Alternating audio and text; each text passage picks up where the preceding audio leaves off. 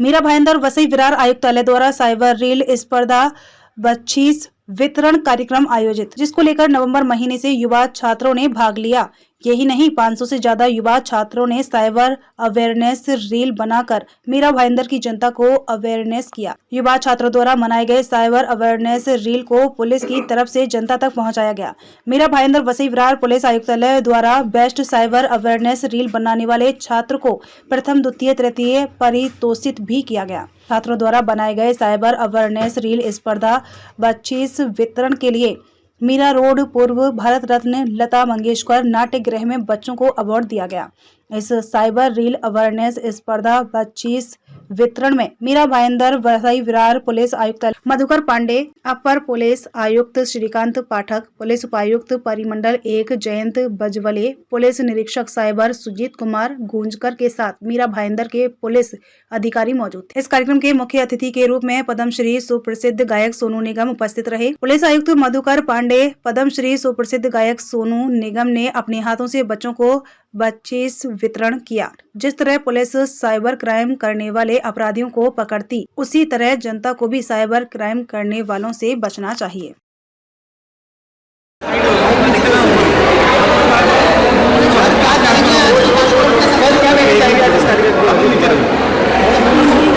आप सभी लोगों को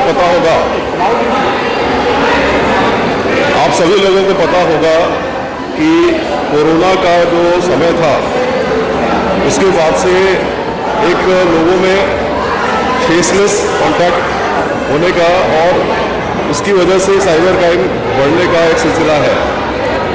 हमने उसको कंट्रोल करने के लिए साइबर क्राइम अवेयरनेस का ये ड्राइव शुरू किया है और आज उसके लिए जो हमने साइबर क्राइम रील कॉम्पिटिशन किया था, आज उसका यहाँ पे बख्शीश वितरण कार्यक्रम था। इस कार्यक्रम में टोटल 500 लोगों ने पार्टिसिपेट किया था, 500 लोगों ने रजिस्ट्रेशन किया था और इसमें से 6 लोगों को प्राइजेस हमने दिए हैं। इसके पीछे में हमारा जो आइडिया है वो ये है कि साइबर क्राइम्स को कंट्रोल करने के लिए हमको 2 चीज़ें करनी पड़ेंगी।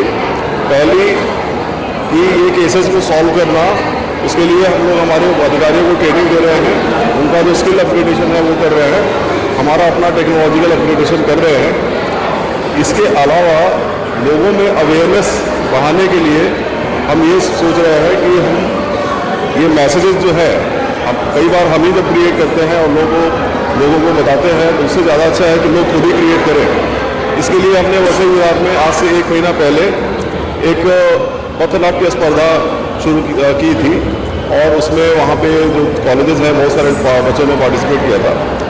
आज मीरा भाईंदर के एरिया में हमने reels competition, Instagram reels competition किया था, जिसमें कि 6 लोगों को ये प्राइज़ दिया गया है। इसका मुख्य उद्देश्य है लोगों में साइबर क्राइम के प्रति जागरूकता, किस किस तरीके की चीज़ें हो सकती हैं, उसके बारे में जागरूकता फैलाना, और हम ये प्रयास हमारा जो है वो चालू रहेगा। सर, मीरा भाईंदर और वसई विरार दोनों शहर को मिलकर करीब 30-35 लाख की आबादी होती है। इतनी 30-35 लाख की आबादी में केवल 500 लोगों ने ही हिस्सा लिया इस कंपटीशन में। लगता नहीं कि पुलिस लोगों तक पहुँचने में थोड़ी कहीं कम रह गई? आपको लोग लगता होगा सर, आपको लगता है कि इस मुहिम की शुरुआत और पहले हुई होती तो जो अभी को जो क्राइम हो रहे थे उसके पीछे भी कहीं ना कहीं साइबर क्राइम की वजह है? अब हमने अभी शुरू की तो हमने जब हमको लगा शुरू करना चाहिए तो हमने किया। सर, आपने आज टारगेट ग्रुप को ज़्यादा किया है, लेकिन इसका साइबर क्राइम का जो सबसे ज़्यादा इफेक्टेड अगर कोई होता है तो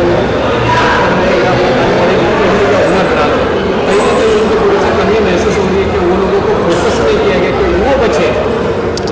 इसका आपका जो सवाल है उसका जवाब ये है कि ये जो बच्चे हैं, ये इन्होंने जो एक रील बनाई है या जो पथनाट्य किया है, वो पथनाट्य का कंटेंट क्रिएट करने के लिए उनको 1 दिन नहीं लगा होगा।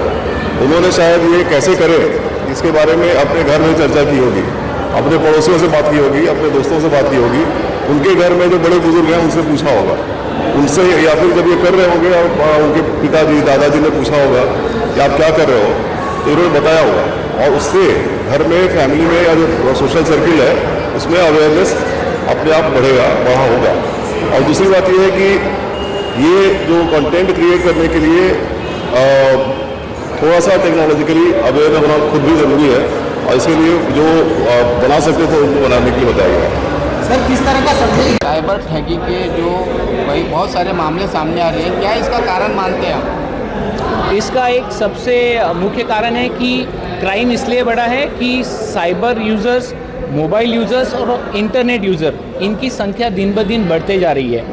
कोई भी सामान्य आदमी या कोई भी स्टूडेंट, गृहिणी, हाउसवाइफ, वर्कर, बिजनेसमैन, इन सब के पास आप अगर देख सकते हैं तो स्मार्टफोन या इंटरनेट का यूज़ बढ़ते जा रहा है। इंटरनेट के यूज़ में ऑनलाइन ट्रांजैक्शन का जो काउंट है वो भी बढ़ते जा रहा है। तो जो चीज़ सबसे ज़्यादा प्रचलित रहती है उसी के बारे में फ्रॉड्स या ठगी सबसे ज़्यादा होती है। तो इसका यूज़ बढ़ने की वजह से फ्रॉड भी बढ़ते जा रहे हैं। आप तब से साइबर सेल यहाँ पर इसकी स्थापना हुई तब से लेकर अब तक का जो केसेस सॉल्व किए हैं उस बारे में थोड़ी जानकारी दीजिए। कितने केसेस थे, कितने रुपए की अब तक रिकवरी वगैरह कर पाया? 2021 से साइबर पुलिस स्टेशन में मैं काम कर रहा हूँ। 2021 में हम लोगों ने तकरीबन 60 विक्टिम्स के 28 लाख राउंड सम विक्टिम्स को हम लोगों ने रिफ़ंड किया है। उनके बैंक अकाउंट में वो डिपॉजिट हो गया है और साइबर फ्रॉड से उनको छुटकारा दिलाया है। ईयर 22 में हम लोगों ने महज प्रयास के बाद तकरीबन 97 लाख रुपीस जो विक्टिम्स है, जो शिकार हुए हैं, उन लोगों के अकाउंट में 97 लाख रुपीस रिफ़ंड कराने में हम लोग सक्सेस हासिल किया है। ईयर 2023 में अप टू 31 दिसंबर हम लोगों ने 2 करोड़ 1 लाख रुपीस अलग अलग साइबर फ्रॉड के जो विक्टिम्स हैं, तकरीबन उनके नंबर से 120, उन लोगों को उनके बैंक अकाउंट में वो सभी अमाउंट सुरक्षित हम लोगों ने वापस करवाया है। उसमें एक रिमार्केबल अचीवमेंट है, 36 लाख रुपीस का एक क्रिप्टो करेंसी का फ्रॉड जो हुआ था, जो कि क्रिप्टो करेंसी एक जटिल डिजिटल करेंसी समझा जाता है और ब्लॉकचेन पे आधारित है, जिसको सॉल्व करना अभी तक इंडिया में सभी इन्वेस्टिगेशन एजेंसीज़ को चैलेंज रहा है। हम लोगों ने एक ऐसा केस तकरीबन 13 महीने 13 मंथ्स हम लोग उस पर वर्कआउट करते रहे, हम लोग कम्युनिकेट करते रहे। और सिचिल एक बहुत ही छोटा देश है जहाँ पर एक क्रिप्टो एक्सचेंज है OKX, वहाँ पे हम लोगों ने वो जो अमाउंट विक्टिम का गया था 36 लाख, वो कंटिन्यूस फॉलो रखने के बाद उसको वापस दिलाया है। ये एक हमारा रिमार्केबल अचीवमेंट है। सर आज का इवेंट बस लोगों तक का अवेयरनेस लाना, फिर रिकवरी करना, ये कैसा अनुभव रहा? मतलब डबल भूमिका में आप रहे हो। यस, ये एक हम लोगों को एक अलग रोल माननीय commissioner of police Shri Madhukar ji Pandey ji ने हम लोगों को असाइन किया था। इसका कोर कंसेप्ट था कि क्या किया जाए कि जिससे हमारा जो साइबर अवेयर कैंपेन है इसमें मैसेज एक तरफा नहीं तो दो तरफा रहे, यानी वन वे ट्रैफिक ना होके 2 वे ट्रैफिक हो।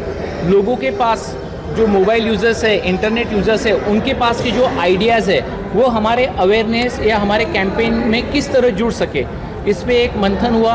माननीय कमिश्नर सर जी ने एक विचार हम लोगों को दिया कि आप साइबर रील कंपटीशन का आयोजन कीजिए और वो कंपटीशन में सहभागी जो भी सदस्य रहेंगे वो मीरा भाईंदर वसई विरार आयुक्तालय के रहने वाली ही हो, ऐसा कुछ क्राइटेरिया हम लोगों ने डिसाइड किया।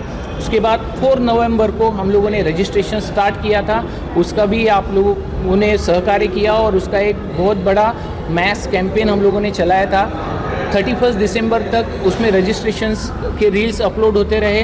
कुल मिला के 31 दिसंबर मिडनाइट तक 500 प्लस रील्स अपलोड हुए थे।